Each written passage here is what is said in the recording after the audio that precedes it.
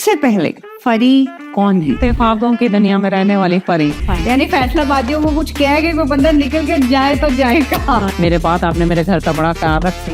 Appreciation चाहिए आपकी औरत को चाहिए होती है और वो औरत का सारी थकन उतर जाती है। एक्चुअली हमारे दिल दिमाग पे वो सारी बातें घर कर जाती है। मैं कहती हूँ दिल चवले ना मारो। ये चवल आपने भी कभी सुना चवल है चवल? मैं तो दीदा इनकी लाइफ पे एक्चुअली पता है कि नेगेटिविटी बहुत ज्यादा है इस दुनिया में। जब आप वेट कम कर लेते हैं उससे ये होता है कि आपको अपने आप को भी कॉन्फिडेंस आ जाता है। आप कुछ भी पहनते हैं आपको अच्छा लगता है। अच्छा लगता है, बिल्कुल सही कह रही हैं आप। खुद से मुतमईन होगी ना तो आपको सब अच्छे लगेंगे। जब आप खुद से मुतमईन नहीं होते ना, आप वही बातें के सड़े होते हैं तो आपको हर बंदा बुरा लगता है। अस्सलाम वालेकुम जी। कुछ मजेदार सी बातें, आज बहुत सारी मजेदार सी बातें होने वाली हैं क्योंकि आज जो मेरे साथ हैं वो किसी भी तारुफ की मोहताज नहीं है। सोशल मीडिया पे बहुत सी दुनिया उनको जानती है, पहचानती है और रोज उनके साथ लाइव पे होते हैं। तो जो मैं नाम लेने जा रही हूँ वो है उनका सही नाम, फरा दीबा। अस्सलाम वालेकुम फरा। वालेकुम सलाम। कैसी हैं आप? मैं ठीक ठाक, आप सुनाएं आप कैसी? बिल्कुल अल्हम्दुलिल्लाह, सब ठीक ठाक। अब आप लोग सोच रहे होंगे कि फरी बट, जिनको सब इनकी आईडी फरी बट के नाम से जानते हैं, फरी आज शर्मिला के साथ क्या कर रही है? आज हमने करनी है बहुत सारी हार्ट टू हार्ट कॉन्वर्सेशन, जो चीजें शायद लाइफ पे बहुत से लोगों को नहीं पता या कभी शायद किसी ने पूछी नहीं है। आज मैंने, कहते हैं ना, मैंने आज बड़े क्वेश्चंस तैयार किए हैं। मैंने कहा आज मैंने फरी से बहुत कुछ पूछना है। बहुत से लोग इनको सिर्फ एक एज अ इन्फ्लुएंसर के नाम से जानते हैं, लेकिन अगर आप देखें तो बाय प्रोफेशन वो क्या है, बाय चॉइस क्या है, बाय हॉबी क्या है। तो फरा जो है वो एक ब्यूटी थेरेपिस्ट है। इन्होंने बकायदा यहाँ से यूके से कोर्सेज किए हुए हैं और अपने करियर को परसू भी किया है। और इसके अलावा वो फॉरएवर लिविंग के साथ काम करती हैं और उसको भी पिछले 5 सालों से परसू कर रही हैं और एक मैनेजर की पोस्ट पे है। ये तो सब वो चीजें हैं जो ये बाय प्रोफेशन करती हैं। लेकिन आज हम जानना चाहते हैं कि फरी एक्चुअल में खुद क्या है। सारी बातें फरी के बारे में होंगी। और सबसे पहले फरी, अब मैं ही बोले जा रही हूँ। देखिए आज मैं आपको बोलने का मौका नहीं दे वही मैं देख रही हूँ मेरी टर्न नहीं आएगी। क्योंकि हमेशा फरी बोलती है और सब सुनते हैं। और कोई इतना सा भी क्वेश्चन कर दे जो फरी के, कहते हैं ना कि उनकी थोड़ा सा भी उनको लगे कि ये क्या है, तो उनकी बस फिर उनकी वो होती है कि अगला बंदा कहता है मैं दोबारा कुछ पूछूं ही ना। तो मैंने कहा आज मैं इतने क्वेश्चन पूछूं कि उनको कुछ बोलने का मौका ही ना दो। नहीं आप पूछे। देखे जो पूछने वाले क्वेश्चन होते हैं उसका तो मैं जवाब देती है। अब कोई आपको आके इस तरह के उल्टे सीधे क्वेश्चन करे, उनको नहीं मैं छोड़ दी, क्योंकि उनको फिर सुनानी बनती है। बिल्कुल सुनानी पड़ती है और फिर वो निकलता है कि अगला बंदा कहता है हमें पूछा ही क्यों। अगली दफा वो 100 दफा सोचता है कि क्वेश्चन करना क्या है। देखिए नाइसली करेंगे तो नाइस जवाब मिलेगा। अगर कोई आपको उल्टा सीधा कुछ बोलता है तो वो फिर एक्सेप्टेबल नहीं है। बिल्कुल बिल्कुल। सबसे पहले फरी कौन है?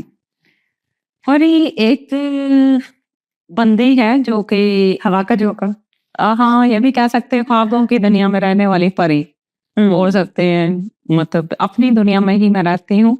मुझे किसी से नहीं होता कि कौन क्या कर रहा है, किसी का किसके साथ अफेयर है, क्या कोई अपनी जिंदगी में किसी ने हासिल किया, क्या उसने लॉस्ट किया है।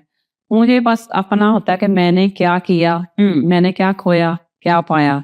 बस मैं अपने बारे में ज्यादा सोचती हूँ। खुद पसंद ही नहीं इसे कह सकते, लेकिन मैं दूसरों के मामलों में ज्यादा इंटरफेरेंस नहीं करती, जो कि करनी भी नहीं चाहिए।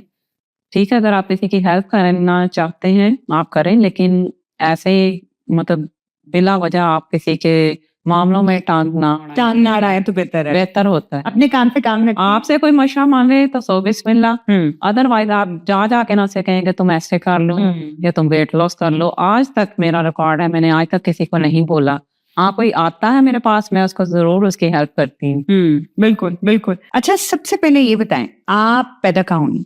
मैं पैदा हुई हूँ फैसलाबाद में, पली बड़ी भी उधर ही हूँ और फैसलाबाद में ही ज्यादा रही हूँ। अच्छा। और दुनिया अगर देखी है तो वो शादी के बाद देखी।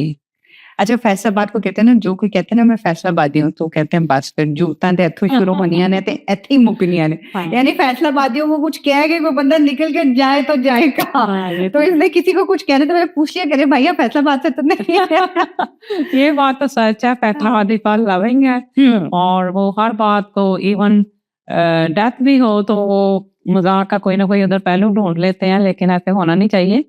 लेकिन है ये बात सच है कि जिंदा दिल है ना, जैसे लाहौरियों को जिंदा दिल कहा जाता है। हाँ, फैसलाबादी भी ऐसे ही है। हाँ इसी तरह, क्योंकि पता है क्या, देखें अब समथिंग ये होता है कि अब आप किसी की कोई बीमार है, आप उसको पूछने गए और आप वहां जाके आप खुद भी एक बीमारी वाला मुंह बना के चले गए हैं और आप जाके हाय तेनू तो पता नहीं की जो गया, मेरे फलाने फलाने नु जो ऐसी तो मर गया। वो बेचारा जिसने सही होना है और हो जाए वो और कहेगा अच्छा बस मेरा अगला नंबर तो मेरा ही है। और मेरी यही, मैं जब कहीं किसी का अफसोस करने भी जाऊँ, मुझे नहीं होता कि मैं जाके उसे कहूँ हाँ क्या हुआ, ऐसे हुई। वो बंदा और उस फेज में चला जाता है और और दुखी हो जाता है, बजाय वो उससे निकले। सही कह रही है। अच्छा बचपन कैसा था? बचपन मेरा बहुत कोई अच्छा नहीं था, क्योंकि बेसिकली जब मैं पैदा होने वाले थे, मैंने बहुत दफा बताई अपनी स्टोरी, मेरे भाई की डेथ हो गई थी। वो ट्रक के नीचे आ गया था, मैं 2 साल का था। तो जिसकी वजह से ना मुझे घर में सोचते थे कि ये मनहूस है जब मैं पैदा हुई हूँ। नहीं हाँ, मेरे घर में मुझे ऐसे बुलाते थे। तो वो शायद ना भी इतना कहते हो, एक बच्चे जब बच्चा सुनता है इस तरह की बातें तो उसके दिल में बैठ जाती हैं। किसी ने 1-2 दफा मुझे ऐसे कहा था शुरू में ही, और जब वो कुछ ऐसा मेरे साथ करते थे तो मुझे लगता था कि ये इसी वजह से कर रही है ना। तो मेरे अब्बू स्पेशली, हालांकि मेरे अब्बू माशाल्लाह बड़े अच्छे इंसान थे, उनकी डेथ हो गई है, लेकिन ऐसे उन्होंने 1-2 दफा कहा कि ये तो मनहूस है। और फिर इस तरह फैमिली में भी इस तरह मेरे साथ ही ज्यादा होता था।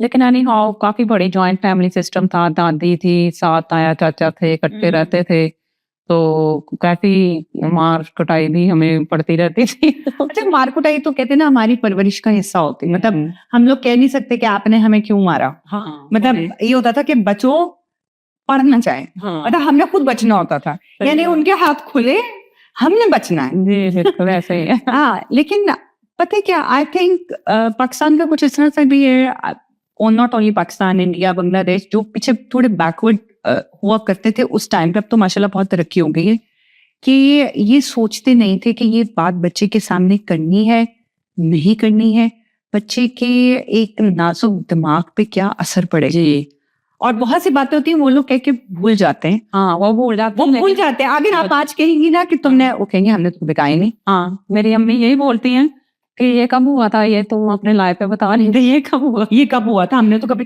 एक्चुअली हमारे दिल दिमाग पे वो सारी बातें घर कर जाती हैं जो हमसे रिलेटेड होती हैं और जिन्होंने बहुत असर छोड़ा होता है। इवन हमारे बच्चे भी हम कह के भूल जाते हैं। हाँ बिल्कुल, और उनको याद होती है कि आपने उस वक्त ये बोला था। हाँ जी, हम मजाक में भी कभी कह रहे तो वो सीरियस कई दफा ले लेते हैं बच्चे। बिल्कुल इसे कहते हैं मुंह बड़ा सोच समझ खोलना चाहिए। खोलो। अच्छा फिर जवानी कैसी थी? हाँ है जवान होने का टाइम ही नहीं मिला। मैं जब मैट्रिक में थी तो मैंने बताया, अब मेरी शादी जैसे हुई है कि मुझे मेरे हस्बैंड ने देखा था मेरे भाई की शादी पे, बहन की शादी पे, फिर इनकी जो कजन थी मेरे साथ क्लास फेलो थी, उसकी शादी थी। अच्छा 9th में थी तो उसका रिश्ता हो गया, मैट्रिक उसने किया तो उसकी शादी हो गई। तो उसने मुझे इनवाइट किया था तो मैं उसकी शादी पे गई थी। अच्छा, और उसने मुझे कहा कि देखो हो सकता है तुम भी हमारी फैमिली में तुम्हारी शादी हो जाए। तो मैंने कहा ये कभी नहीं हो सकता, ये तुम सोचे बिना मेरे अब्बू कभी भी नहीं करेंगे आप फैमिली में शादी, क्योंकि बोलचाल नहीं थी इनके साथ। अच्छा तो ये फैमिली थी कि फैमिली थी। अच्छा, मेरे अब्बू और इनकी अम्मी खालाजाद बहन भाई थे। अच्छा बैक होम में लड़ाइयाँ बहुत रहती है ना वे फजूल में। हाँ, इनकी शुरू से मेरी दादी और इनकी जो नानी थी उन बहनें थी वो सकी। अच्छा, तो वो शुरू से इनकी आपस में नहीं बनती थी, तो मेरे अब्बू ने पहल की थी कि इनको अपनी शादियों पे बुलाया, नहीं तो हम इनको शादियों पे भी नहीं बुलाते थे एटलीस्ट। तो भाई सुन रहे होंगे कि ये देखो आप इतने साल हो गए शादी को, क्या है हम तो इनको शादियों पे भी नहीं बुला। सही बात है। तो उन्होंने फिर सही किया ना, उन्होंने क्या तुसी ब्याह ते नहीं बुलाते, अभी साडी कुड़ी लै जानी होंगे तो ते पीछे आओगे। हाँ, ये इन्होंने चला के देख लिया, फिर उन्होंने सारे बदले इकट्ठे लिए हैं। जी बिल्कुल। अच्छा तो जब शादी हुई तो मतलब आपसे पूछा गया कि हम शादी का, या बैक होम में तो ये होता है ना कि बस कर दिया और फ्लाइंग जगह तुम्हारा कर रहे हैं। नहीं, एक्चुअली इनके अब्बू रिश्ता लेके आए थे, इन्होंने कहीं पसंद किया, इन्होंने अपने अम्मी अब्बू को बताया अच्छा। और इनके अम्मी अब्बू हमारे घर आए मेरे अब्बू से रिश्ता मांगने। तो मेरे अब्बू ने साफ इनकार कर दिया। मेरे अब्बू कहते सॉरी, मेरी बेटी अभी बहुत छोटी है, हमने नहीं शादी करनी। लेकिन ये इतना वो 3-4 महीने चक्कर लगाते रहे और फिर मुझे भी थोड़ा मेरी भाभी ने बताया कि वो लड़का तुम्हें पसंद करता है। तो मुझे फिर अच्छा फील हुआ क्योंकि मेरे घर में इतनी मुझे नहीं देते थे ज्यादा इम्पोर्टेंस और प्यार मोहब्बत जो होता है ना। तो मुझे बस फील हुआ कि अगर लड़का आपको पसंद करता है तो शादी वही करनी चाहिए जो आपको पसंद करे। बिल्कुल बिल्कुल। कि आप किसी को पसंद करें। तो एनीहाउ इनका रिश्ता आया। अभी मैं फर्स्ट ईयर में थी तो मेरी शादी हो गई। फिर और मैंने अपनी ग्रेजुएशन इनके घर से ही मैंने की, मैंने स्टडी छोड़ी नहीं। और फिर मेरे बेटा हुआ। मेरे हस्बैंड इस दौरान इधर आ गए थे, मेरा बेटा बाद में हुआ। अच्छा। और फिर ये हमें भी इधर ले आए थे। तो फिर फरी जो है वो यूके की हो गई। यूके की होकर मुझे तो था कि स्टडी करके हम चले जाएंगे। अच्छा। फिर जाहिर है जब आपके बच्चे इधर स्टडी करने लग जाते हैं तो फिर बच्चे लाइफ है। हाँ, बच्चे यही सोचते हैं कि हम इधर के ही हैं जी। तो इस तरह फिर इधर ही। एक्चुअली होता ये है कि जब आप एक अंडर प्रोग्रेसिव कंट्री से एक प्रोग्रेसिव कंट्री में आते हैं तो वहाँ पे आपकी वे ऑफ लिविंग अच्छी होती है, एजुकेशन अच्छी होती है, आपको एक्सपोजर मिलता है, ये सब चीजें होती हैं। तो फिर पता कहता है कि दिस इज बेटर। तो जिसकी वजह से हम लोग फिर प्रदेश के हो जाते हैं। फिर हम सोचते ही नहीं कि हमने वापस जाना है, फिर हम मेहमानों की तरह जाते हैं और मेहमानों की तरह आ जाते हैं। मेहमानों की तरह आते हैं। बिल्कुल बिल्कुल। तो फिर माशाल्लाह कितने बच्चे हैं आपके? मेरे माशाल्लाह 3 बच्चे हैं, एक बेटा है, 2 बेटी हैं। माशाल्लाह। तो फिर आहिस्ता आहिस्ता फिर कैसे जिंदगी का एक कहते हैं ना पहिया कैसे चलना शुरू हुआ? बस आपने फिर आपने यहाँ पे आके कोई कुछ किया, कोई स्टडी की, कोई ऐसी चीज? जी, मेरा बेटा जब स्कूल जाने लग गया तो फिर मुझे लगा कि मुझे करना चाहिए। तो मैंने फिर अपना यहाँ पे काफी कोर्सेज किए, लाइफ इन द यूके इस तरह, और ब्यूटी थेरेपी मैंने की इधर 3 साल का कोर्स। फिर मैंने हेयर ड्रेसिंग की, फिर मैंने बिजनेस मैनेजमेंट में एडमिशन लिया, फिर डेटल पेटल सेटल ये जितने कोर्सेज हैं सारे पढ़े।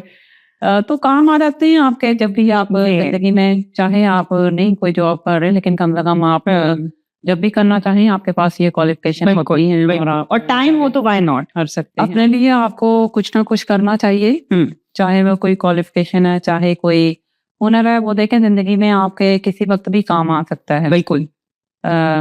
आपको कुछ ना कुछ सीखना चाहिए। मेकअप सीखें, अगर आप फैशन डिजाइनिंग सीखना चाहती हैं, ड्राइविंग सीखना चाहती हैं।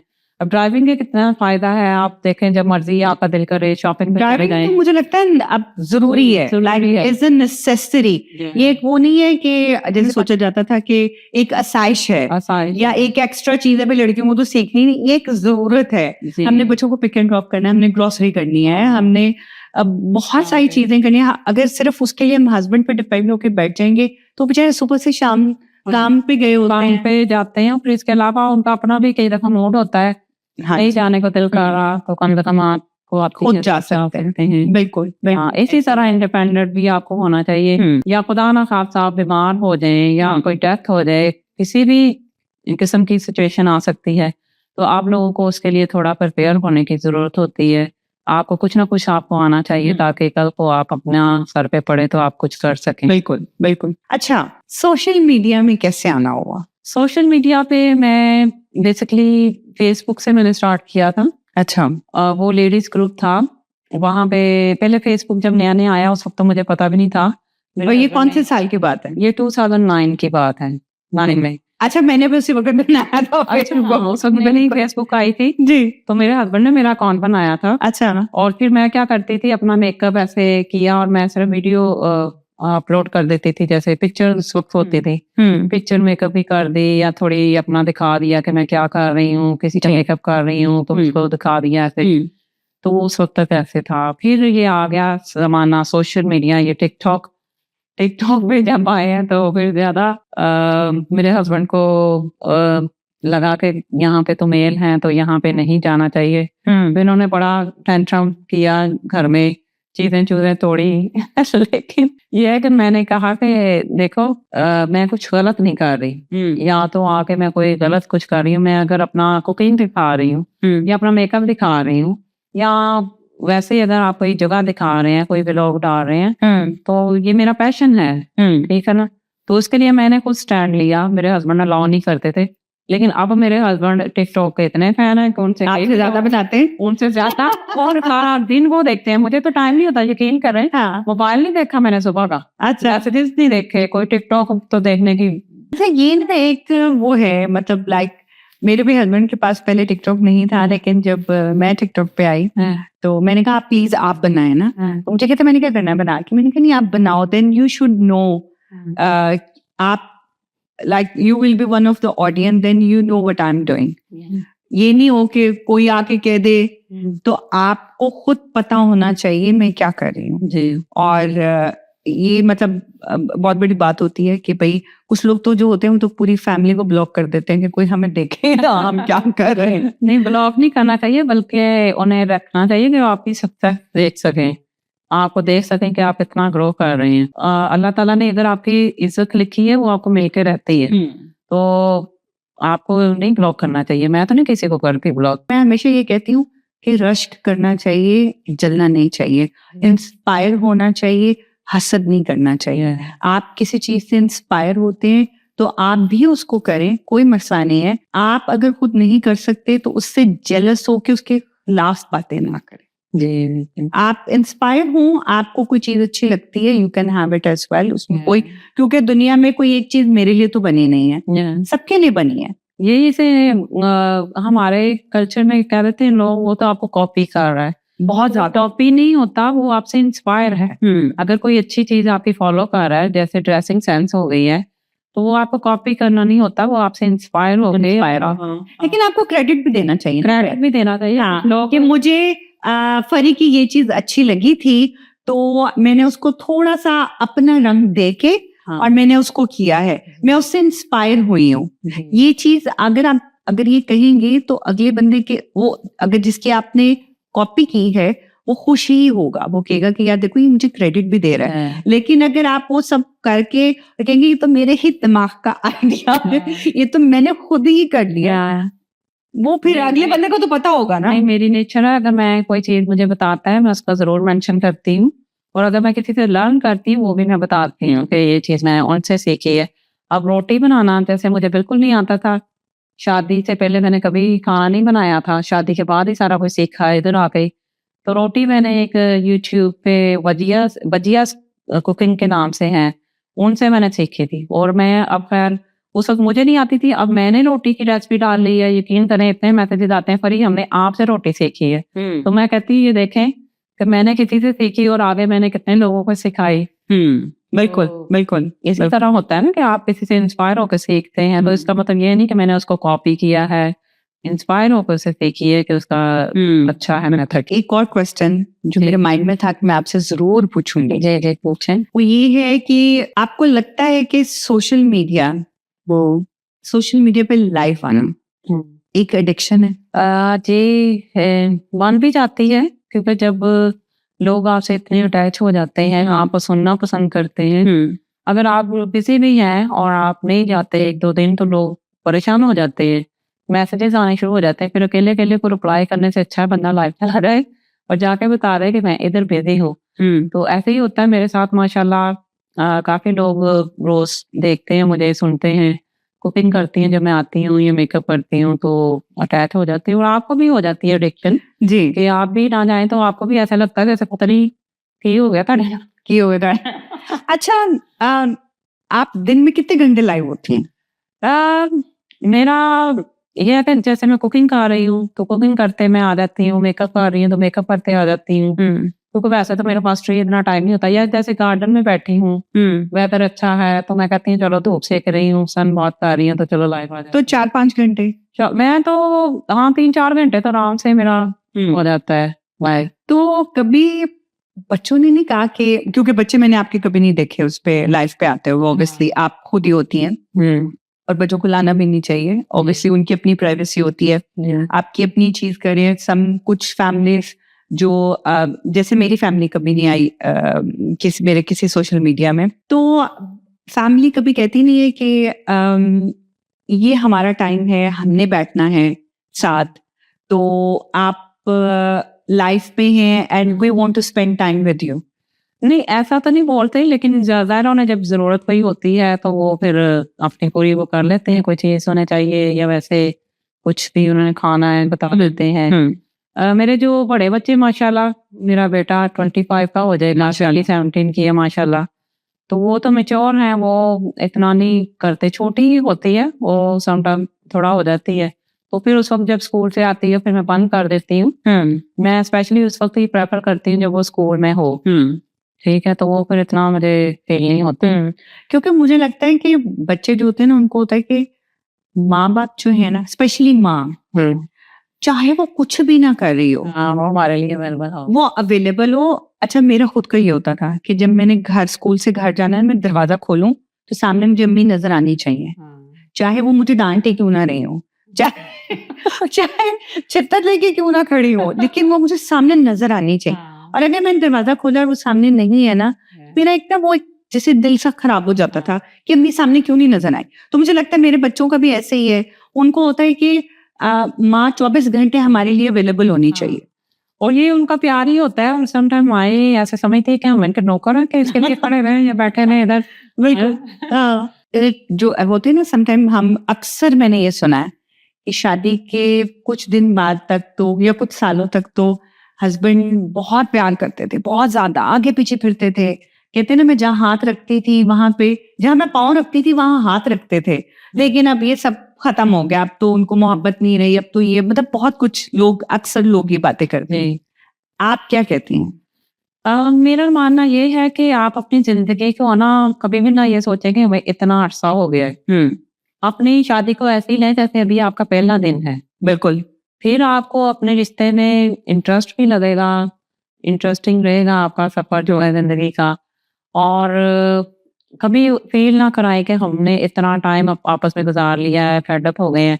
तो छोटे छोटे गिफ्ट वगैरह अपने एक दूसरे को देते रहे, और छोटी छोटी चीजें, औरतें जो है ना वो ज्यादा कुछ नहीं मांगती कि उन्हें बड़े से बड़ी चीजें लेके दें, वो भी लेके देनी चाहिए, लेकिन उनको ये छोटी छोटी चीजें बहुत करती हैं मैटर के। अगर आपने उनका कोई बक्कल बंद कर दिया है या आपके जूतों का कोई कर दिया है, आप एक फूल ले आए हैं काम से बाहर, वो भी उनको लगेगा कि डायमंड आ गया है। हाँ, और उसका हाल ही पूछ लें। औरतें कभी भी नहीं कहेंगी कि हस्बैंड लगे रहे साथ में। हाँ, आप उन्हें बैठ के यही कहें कभी आप बहुत अच्छा करती हैं, आपने घर को मैनेज किया हुआ है, मेरे बाद आपने मेरे घर का बड़ा ख्याल रखती हो। एप्रिसिएशन चाहिए होती है, औरत को चाहिए होती है, और वो औरत का सारी थकन उतर जाती है। बिल्कुल। और जब औरतें सारा दिन करती भी रहती हैं और मर्द आते थे और तुमने क्या किया है, करती क्या रहती है सारा दिन, तो वो फिर औरतें कहती हैं कि ये तो कहते ही ऐसे, ये तो ऐसे कहती हैं। हाँ, इसी तरह आपके अपने आप को फिट भी रखना चाहिए। जो औरतें छोड़ देती हैं अपने आप को, कभी अब तो हमारी शादी हो गई है तो अपने ऊपर केयर नहीं करती, कपड़े नहीं पहनती, या कहती हैं अब तो हमारी शादी हो गई, क्या लोग कहेंगे। हाँ, तो भाई लोगों का काम है कहना, आपने अपने हस्बैंड के लिए रेडी होना है। बिल्कुल। हस्बैंड नहीं है तो अपने लिए रेडी हो, क्योंकि जब आप देखें रेडी होते हैं, जैसे आपने कपड़े पहने, ये मैंने अच्छा फील हो रहा है, बंदे को एक कॉन्फिडेंस आता है कि भाई यार हम ऐसे ही हवाओं में उड़ते रहते हैं, हवाओं में यार हो कैसे ही हवाओं में उड़ते रहते हैं, खुश रहता है बंदा। हाँ। और उसे अच्छा लगता है, उसको लगता है कि भाई मैं जिंदगी जी रहा हूँ। आपके पास इतना कुछ होता है और आप बैठे डिप्रेशन में बैठे देखते रहते हैं, उसने ये किया, उसने भी, आपको भी अल्लाह ने हाथ पांव दिए हैं, आपको भी अल्लाह ताला ने खूबसूरत बनाया है। अपने आप को जियो, जिंदगी का एक दिन ऐसे लो, कभी आपके पास यही दिन है, यही दिन है। और किसी को दुख ना दो, किसी की चुगली ना करो, किसी की हेल्प करके देखो, आपको अच्छा फील होगा। लेकिन हम औरतें हैं ना, हाँ, लेकिन हम औरतें हैं ना, फरी चुगली करे बगैर कैसे रह ये तो है, ये भी एक हकीकत है। हम कैसे रह सकते हैं, बस थोड़ी कम कर लें, थोड़ी कम कर लें, थोड़ी कम कर तान ना लगाएं। तान तो हो जाती है, और बातें वो मिली थी, हाँ, हाँ, ये बातें, ये तो नॉर्मल के। लेकिन अगर आपने वो देखो, वो तो ऐसे ही, वो तो वैसे ही, ऐसे झूठी अपने पास से कई डोलने मारते हैं, बिल्कुल। वो देखें, बहुतान लगाना ना जो बहुत बुरी बात है, और आपको इसका हिसाब भी देना पड़ेगा। तारीफ करें, अगर कोई किसी ने मिसबिहेव भी किया है तो नाइस वे में बताएं कि ये ऐसे नहीं आ रहा है, ठीक। अच्छा परी, सुनती हैं कि सुनाती हैं? किसकी? भाई से, हस्बैंड से?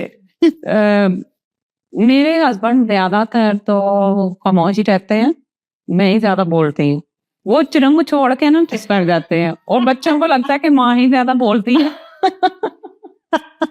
अच्छा, हालांकि बीच में तो यानी शुरली उन्होंने लगाई होती है। नहीं, चुरुंग जिसे मैं कहती हूँ, चुरुंग छोड़ के ना जैसे कह देंगे कि ये ऐसे, तो वो मैं फिर शुरू हो जाती हूँ और वो चुप करके निकल जाते हैं।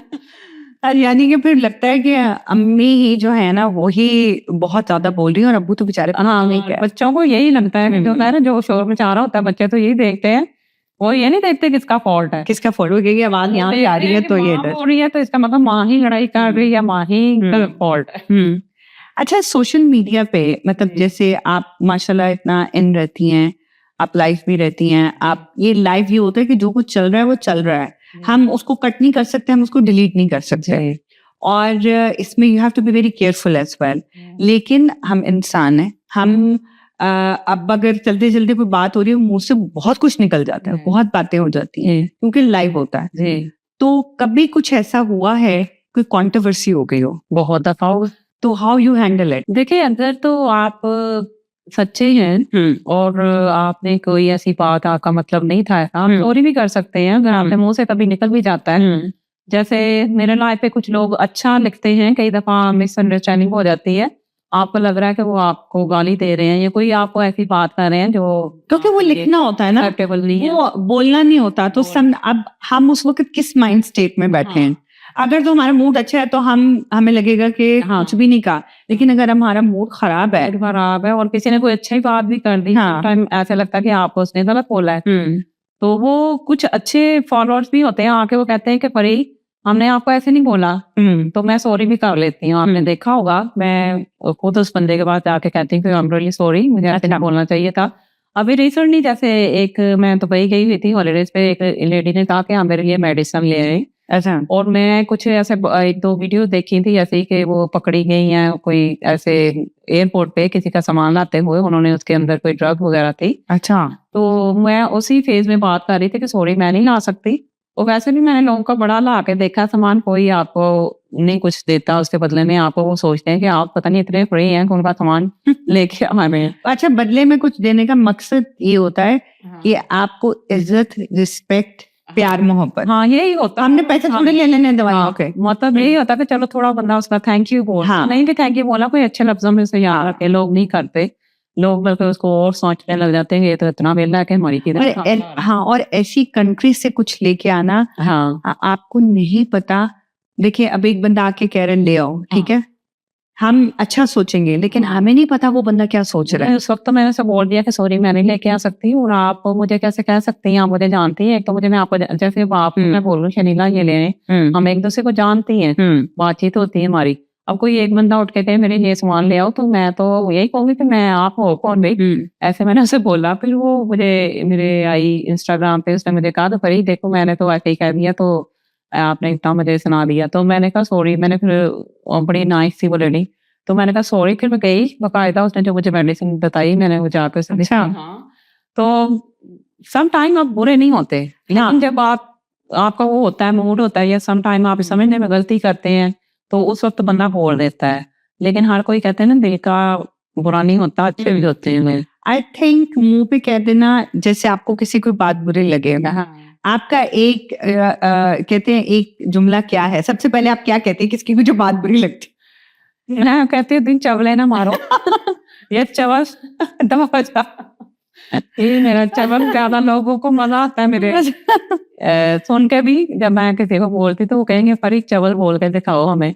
चवल का क्या मतलब है? चवल का मतलब आज तक किसी को नहीं समझ आया, मेरे ख्याल से चवल उसको बोलते हैं कि जो जिसका कोई लॉजिक नहीं होता कोई बात का, ऐसे ही वो बेमकसद सी बात कर देता है, या कोई बिला वजह से ही आपको कोई बात कर देता है, उसको बोलते हैं चवल। उसको चवल आपने भी कभी सुना चवल है ही चवल? मैं तो दी दफा इनकी लाइफ पे सुना चवल फैसलाबाजी ये लफज बहुत बोलते हैं, चवला ना मार या चवल दबा हो जाए इस तरह करके। अच्छा, तो नेक्स्ट टाइम अगर फरी आपको ये कहें चवला मार, तो उसका मतलब है कि अपना मुंह बंद रखो, फिजूल की बातें ना करें।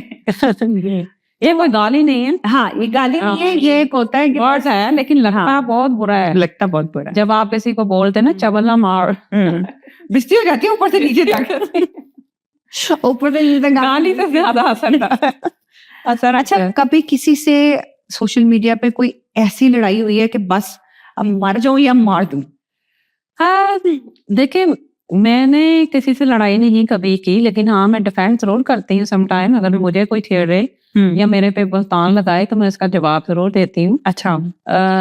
मैं ज्यादा तफसील में नहीं जाऊंगी। बहुत सारे लोग हैं जिन्होंने शुरू में मेरे पे वीडियोस बनाई बिला वजह बहतान और इस तरह की चीजें जो कि मैंने कभी कही भी नहीं। तो खैर मैंने फिर सोचा कि मैं अगर इनके पीछे लग गई तो मैंने अपना काम कब देखना है। मैं जैसे एज ए मैनेजर, मेरे कोई हजारों क्लाइंट्स होते हैं, मैंने उनको प्रोडक्ट्स बतानी होती हैं, ऑर्डर्स लेने होते हैं, उनका मैंने आगे देना होता है, फिर आगे सारा बताना होता है। तो मैं इन चीजों में पड़ गई तो मैं तो यही करती रहूंगी। आपको पता है ना, जब एक शुरू हो जाती है, मेरे शुरू में ऐसी हुई, फिर लोगों ने मुझे कहा कि परी वो जान कैसे आपको कर रहे हैं कि आप वो अपनी काम से हट जाए। बिल्कुल। और बिल्कुल वो जाहिर है जब आप अपने काम पे तवज्जो नहीं देंगे, मैं अपने क्लाइंट से पैसे ले लूं, उनको प्रोडक्ट्स ना भेजूं टाइम पे या उनको गाइड ना करूं, वो नेक्स्ट टाइम मेरे पास आएंगे? कभी भी नहीं आएंगे। कभी। अच्छा, कभी किसी की बात दिल पे ली है कि बहुत दिल पे लगी हो और आप दिनों तक सोचती रही हो और आपने सोचा हो कि मैं सोशल मीडिया छोड़ रही हूँ? हाँ, एक दफा ऐसे ही हुआ था, मेरे खिलाफ एक वीडियो किसी ने बनाई थी, तो मेरा दिल बहुत दुखा कि मैं तो ऐसी हूं नहीं जैसे मेरे खिलाफ बातें कर रहे हैं। तो दिल भी किया कि यार ये क्या है, लेकिन मैंने फिर सोचा कि अगर मैं छोड़ूंगी लोग सोचेंगे वाकई ये बंदी ऐसी थी कि छोड़ के छुप गई। तो मैंने कहा नहीं, अगर मैं सच्ची हूँ, अगर मैंने ऐसा कभी कुछ किया नहीं, किसी को धोखा नहीं दिया, किसी को किसी के साथ इस तरह ज्यादती नहीं की, तो कैसे मैं अपने आप को लूं। दिल दुखा जरूर। अभी रिसेंटली एक फॉलोअर मेरे साथ अटैच हुई, उन्होंने मुझे कांटेक्ट किया और उन्होंने मुझे कहा, मैं नाम नहीं लूंगी, मेरी बहुत ही प्यारी क्लोज फ्रेंड बन गई थी। तो उसने कहा कि परी आप अपने कपड़े जो पहनती हैं क्या करती हैं? मैं भी एक दफा पहनती हूँ तो मैं दे देती हूँ या मैं चैरिटी में कर देती हूँ, तो आप क्या करती हैं? मैंने कहा मेरे कपड़े अक्सर लोग पसंद करते हैं कि ये आपने सूट पहना, जैसे आज ये पहना है, लोग कहेंगे कि ये आपने कहाँ से लिया, तो मैं बता देती हूँ इधर से लिया है। अगर वो कहेंगे अगर आपने ये सेल करना है तो हमें दे दें, तो मैं उनको हाफ प्राइस या उससे भी कम, क्योंकि मैंने तो मेरी तो वार्डरोब बुक कर देता है ये, मैं तो एक दफा पहन के दे देती हूँ। तो वो कहती है हाँ मेरे भी ऐसे बहुत सारे कपड़े हैं जो मैंने एक एक दफा पहने हैं, तो आप मेरे भी सेल कर दें।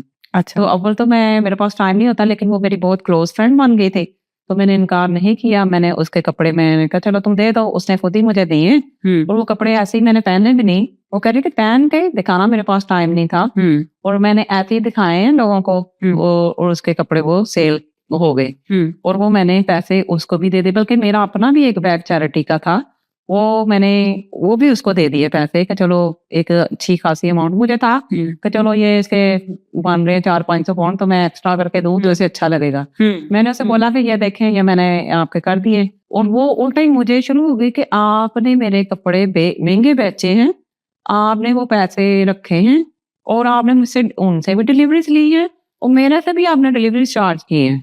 एक आना नहीं मैंने रखा। और मुझे इतनी उसका दुख लगा इस बात का। मैंने कहा यार मैंने अपना टाइम छोड़ के अपना काम, मैं हजारों पाउंड का करती हूँ काम, मेरी डीलिंग है, मेरा कभी किसी ने एक पैनी आगे पीछे कभी नहीं हुई, और ये इस बंदे ने इतना बड़ा इल्जाम लगा दिया और मुझे इस बात का बड़ा दुख हुआ। फिर आके उसने सॉरी भी कर ली, लेकिन वो जो चीज एक बंदा कह देता है ना, फिर पता चल जाता, हाँ, फिर वो एक दरार आ जाती, दोस्ती फिर भी हुई, लेकिन वो वैसी नहीं रही और आप खत्म ही हो गई एक किस्म की। लेकिन मैंने उसे कुछ भी नहीं कहा। सोशल मीडिया पे तो मैं बड़ा सुना देती है ना, लेकिन मेरा दिल बड़ा दुखा और मैं बस चुप कर गई। नेक्स्ट टाइम मैं ऐसे इतनी हेल्प किसी की नहीं करती कि जो आपके आगे लोग नहीं सोचते कि ये बंदा इतनी आगे जाके कर रहा है। मैंने अपने कपड़े भी सेल करके उसको दे दिए और वो मुझ पे उल्टा इल्जाम लगा रही है। और फिर मानी वो कैसे, उसको मैंने डिटेल्स दी, जिनको कपड़े दिए हैं उनकी बैंक डिटेल, जो मेरे बैंक में पैसे आए वो दिखाई, उन लोगों की डिटेल्स दी, फिर जाके वो मानी है। और फिर भी अच्छा ठीक है ये उसने बोला। ऐसे भी लोग होते हैं, ऐसे भी होते हैं। आपको एक बहुत ज्यादा नाइस ना बने, बहुत ज्यादा नाइस ना बने कि कोई आपको निकल जाए, और इतना कड़वा ना बने कि लोग आपको थूक रहे। बस सलाम दुआ रखें सबसे। अगर किसी की इतनी हेल्प कर सकते हैं करें, इतना डीप ना करें कि आप अपना काम छोड़ के उस बंदे की करें और वो बंदा आप पे इल्जाम लगा दे और ये भी ना सोचे कि ये बंदी मैं किसके बारे में ये बात कर इसके रही बारे में कह रही हूँ। है। चले अल्लाह देख रहा है, हम तो यही कहेंगे अल्लाह देख इस बात से मेरा बड़ा दिल दुखा और अभी तक दुखता है। ओ चले कोई नहीं, मिट्टी पाओ मिट्टी मिट्टी पाओ मिट्टी पा रही जो दिल पर बंदा कहता है ना बस मिट्टी पाओ। हाँ, अच्छा फरी, नेक्स्ट 10 years में जी। आप अपने आप को कहाँ देखती हैं? खबर में अल्लाह रहम करे। और कितना नहीं ना 10 साल बाद पता नहीं कहाँ होते हैं। वैसे तो 10 साल तो बड़ी बात है, अगले लम्हे का नहीं पता कि मैंने चलिए 5 साल बाद अपने आप को आप as a whatever you are doing at the moment, are you looking yourself to go ahead और you gonna be still doing the same thing और you will be off from these things? देखिए कोई पता नहीं होता आपके साथ अगले लम्हे क्या हो जाए। प्लान होता है ना नेक्स्ट 5 years में मेरा जो प्लान है, मुझे लगता है कि या तो मेरा कोई होगा एक और बेबी। नहीं नहीं अभी कल ही मैं अपने हस्बैंड पे प्लान कर रही थी, वो कह रहे थे कि मुझे ना अबू धाबी में ऑफर हो रही है जॉब की, है ना, अच्छा। तो अच्छा है, ज्यादा अच्छा है। तो मैंने कहा ठीक है, फिर हम तो भी शिफ्ट हो जाएंगे।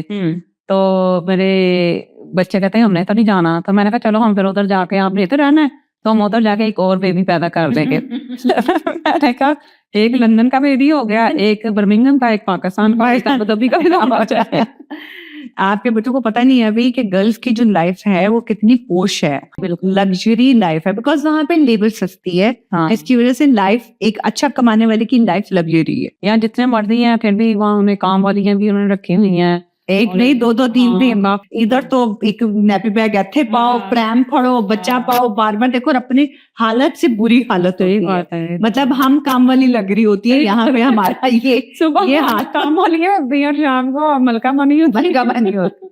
लेकिन हमें ये चीज बहुत एक्टिव भी रखती है। हाँ, अगर if you are not doing anything, आपके दिमाग में 100 बातें आती हैं। सही बात है। आपको होगा चल मैं एदे भी लत खिंचा ते मैं हाँ। एनू भी फड़ा ते मैं इसको भी बुरा करूं, क्योंकि आपको कुछ मिल नहीं रहा होता करने को ना। आपके पास जब आप बिजी होते हैं देन आपको कोई पता नहीं उस घर में क्या चल रहा है, इधर क्या चल रहा है, आप क्या कर रहे हो, वो क्या करो, यू डोंट केयर। आपके बारे में अगर कोई करता भी, आप इधर से सुनते हैं उधर से निकाल डाले।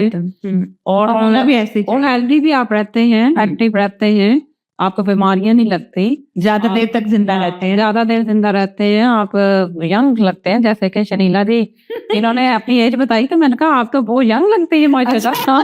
तो मैं तो एज, ऐसी चीजें नहीं छुपानी चाहिए। हाँ, नहीं छुपानी चाहिए। हाँ। कि आपको क्रेडिट लेना चाहिए बता के, तो लोग इंस्पायर होते हैं कि आप अच्छा इतनी एज की हैं और आप इतनी यंग कैसे लगती हैं। एक्चुअली पता है कि नेगेटिविटी बहुत ज्यादा है इस दुनिया में। लोग कहते हैं फिल्टर लगा लिए इसलिए लग रही हैं। नहीं, आप तो 50 प्लस की होंगी, आप ये होंगे वो होंगे। लोग कल आने से पहले क्या हुआ, एक क्लाइंट को मैंने देना था ये इवेंट मैनेजमेंट का स्टफ, और वो उसको मैं बताया था मैं आऊंगी, वो रेडी भी थी, उसको पता था परी ने देने आना है। अच्छा मैं गई हूँ तो वो दरवाजा खोल के ऐसे देखती रह गई है, जैसे बंदा पौंदर नहीं जाता। अच्छा फिर वो उसने मुझे मैसेज किया, कहती फरी आप देखने में इतनी स्लिम है, आप कैमरे पे इतनी स्लिम नहीं है, इतनी देखने में आप स्लिम है। मैं आपने अपने पिंड की हुई है वो पिक्चर जिसमें आप जो पहले और उसके बाद वाला, ये नहीं होता कि अगर आपका वेट गेन होता है तो आप कोई बहुत बुरे लग रहे होते हो, नहीं, लेकिन जब आप अपने आप को वेट कम कर लेते हो आप और ज्यादा प्यारे लगते हो। That is the different. Beauty आपकी हमेशा रहती है, ब्यूटी आपसे कहीं चली नहीं जाएगी। सही बात है। जब आप अगर मोटापा भी होता है वो एक और ब्यूटी होती है। हाँ, लेकिन जब आप वेट कम कर लेते हैं उससे ये होता है कि आपको अपने आप को भी कॉन्फिडेंस आ जाता है, आप कुछ भी पहनते हैं आपको अच्छा लगता है, अच्छा लगता है, बिल्कुल, और आप में एक कॉन्फिडेंस आ जाता है, आप अच्छे तरीके से हाँ, यू फील मोर कंफर्टेबल। आप अपने आप में ही आपको लगता है कि मैं पता नहीं कौन सी हवाओं में, दुनिया ने क्या कहना है, खुद को इंसान अच्छा लगना शुरू हो जाता है। देखिए मेन जो बात है ना, जब आपको खुद अच्छा फील करते हैं हाँ, तो आपको दूसरी चीजें भी अच्छी लगती हैं, दूसरे भी अच्छे लगते हैं। दूसरे भी अच्छे लगते जब आप खुद आप अंदर से सड़े होते हैं आप दूसरे को क्या दे सकते हैं, कभी भी आप उसकी तारीफ नहीं करेंगे अगर आप खुद सड़े हुए हैं। आप ऐसे खुद ही है। खुश होंगे तो आप दूसरों को भी अप्रिशिएट करना आपको आएगा। बिल्कुल सही कह रही हैं आप। खुद से मुतमईन होगी ना तो आपको सब अच्छे लगेंगे। जब आप खुद से मुतमईन नहीं होते ना, आप वही बातें के सड़े होते हैं तो आपको हर बंदा बुरा लगता है। आप लगते हैं जितना मर्जी अच्छा होगा ना, आपको कि ये भी बुरा है, इसमें भी ये खराबी, इसमें ये खराबी। हम अपने अंदर की खराबियां निकाल निकाल के उन पे फेंकते हैं जी, और हम अपने आप को सेटिस्फाइड करने के बिल्कुल ठीक। सिर्फ यही होता है कि हम अपनी जात को सेटिस्फाइड कर रहे होते हैं कि मैं इनसे बेहतर हूँ। जी बिल्कुल। चले, हम लोग तो इतनी बातें, हमारी बातें खत्म नहीं होंगी, हमारी बातें खत्म नहीं होंगी, हम सुबह से बातें कर रहे हम हैं। सुबह खाने में भी कह रहे थे, उधर भी हमारी बातें नहीं खत्म हो रही। बातें नहीं खत्म हो रही थी। तो उम्मीद है कि आप लोगों ने पसंद किया होगा, और आपका आने का भी बहुत शुक्रिया। और हमारे पास आपके लिए एक छोटा सा गिफ्ट है, मैं स्पेशली अपनी गेस्ट्स के लिए लाती हूँ अच्छा, और खुद से इसको बनाती हूँ, और अकॉर्डिंग टू देयर टेस्ट जो है, मुझे लगता है कि इनकी पर्सनैलिटी जो है, मैं उस हिसाब से उसको डिजाइन करती हूँ। तो ये आपके लिए एक छोटा सा गिफ्ट है मेरी तरफ से। बहुत बार मैं तकल्लुफ़ किया है, क्या जरूरत है आपका बुलाना, आपका प्यार, इस मोहब्बत से आप ने मुझे क्वेश्चन किए, मुझे बड़ा अच्छा लगा। मुझे था, मैंने कहा ये ना हो कि क्वेश्चन करते करते फरीका चौला ना मार। आज का प्रोग्राम हम यहीं पे खत्म करते हैं, क्योंकि हमने अभी भी बहुत सारी बातें करनी है, बहुत सारा कैचअप करना है, बहुत सारी बातें करनी है, और कुछ बातें बिहाइंड द कैमरा भी होती है। अभी हमने वो भी करनी है। तो उम्मीद है कि आप लोगों को आज का प्रोग्राम पसंद आया होगा, और इसी तरह से पसंद करते रहें। प्लीज लाइक, शेयर और सब्सक्राइब जरूर करें, क्योंकि आप लोगों के इस सपोर्ट की वजह से ही हम इस प्रोग्राम को जारी रख सकते हैं। अभी तक के लिए अल्लाह हाफ़िज़।